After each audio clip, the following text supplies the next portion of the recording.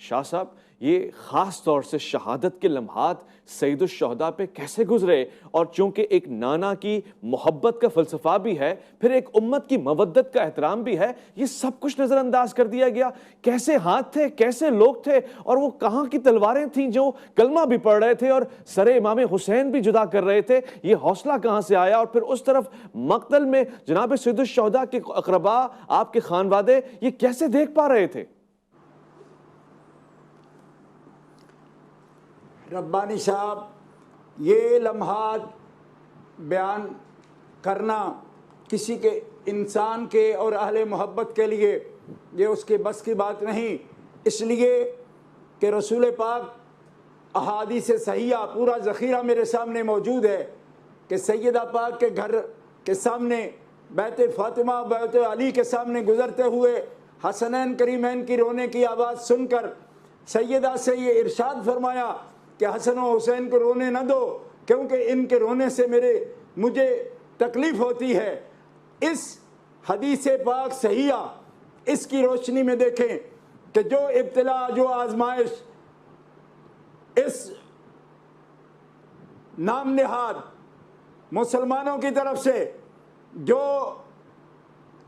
ابتلا اور آزمائش آپ کے لیے، اور جس وادی نینوا میں دشت کرب و بلا میں جن مصائب سے آپ کو گزارا گیا اور جو ظلم ستم آپ کے ساتھ روا رکھا گیا،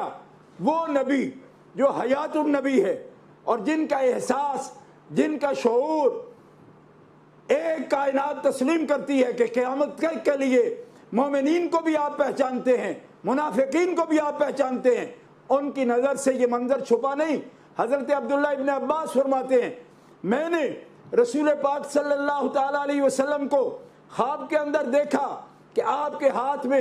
ایک شیشی ہے اور بوتل ہے خون کی، اور آپ کا چہرہ مبارک غبار آلود ہے۔ میں نے عرض کیا، یا رسول اللہ یہ کیا حال ہے؟ فرمایا،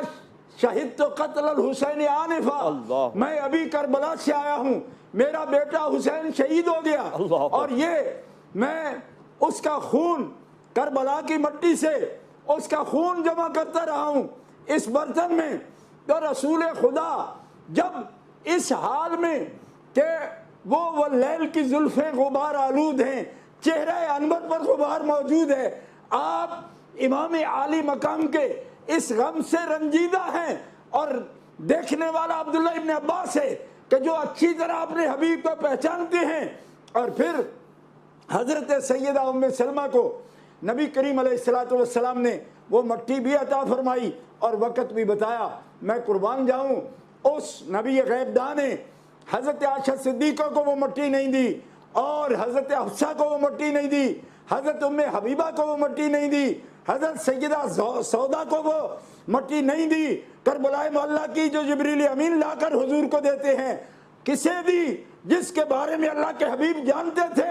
کہ جب میرا حسین شہید ہوگا اس وقت ام سلمہ ہی میری ازواج میں مومنوں کی ماں ایسی ہے جو زندہ موجود ہوگی، اور انہی کے لیے حضرت ام سلمہ کا انتخاب کیا کہ یہ اس وقت موجود ہوں گی اور یہ ادراک کر سکیں گی کہ یہ مٹی ام سلمہ خون ہو جائے گی جس دن میرا بیٹا میدان کربلا میں شہید ہوگا۔ احادیث مبارکہ صحاح میں اور مسند امام احمد میں امام احمد بن حنبل نے اس کو نقل فرمایا ہے، اور گرامی قدر حضرات، حضرت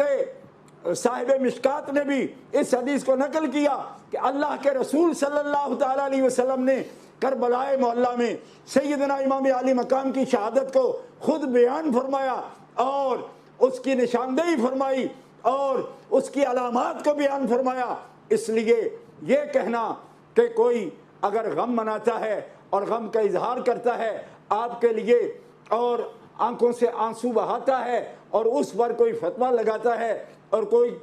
فرقہ بازی کے ساتھ اس کو ملاتا ہے، تو وہ اس کا ایمان اور اس کا اسلام مشکوک ہے۔ اس لیے کہ امت تو وہ ہے جو اللہ کے حبیب کی خوشی میں خوش ہوتی ہے، ان کے غم میں غمناک ہوتی ہے اور صبر کے ساتھ۔ لیکن سرکار نے فرمایا، حضرت ابراہیم کے وصال پر صحیح بخاری شریف کے اندر موجود ہے، کہ دل درد میں آتا ہے تو آنکھ اس کی گواہی دیتی ہے، اور آنکھ کی گواہی یہ ہے کہ جب درد دل میں محسوس ہوتا ہے آنکھوں سے آنسو بہتے ہیں، اور اس کو رب نے منع نہیں کیا، یہ تو رحمت ہے اور رحم ہے، اور زمین والوں پر، قرابت داروں پر، اپنوں پر جسے رحم نہیں آتا اس پر تو اللہ بھی رحم نہیں فرماتا۔ تو مومنوں، ہم اپنے بیٹوں سے، اپنی بیٹیوں سے، اپنے بھائیوں سے، اپنے اقربا سے، رسول اللہ کے اقربا کو جب تک اہمیت نہ دیں، فوقیت نہ دیں، تب تک ہم مومن نہیں۔ یہ وہ لفظ ہیں جو حضرت ابو بکر صدیق رضی اللہ تعالیٰ نے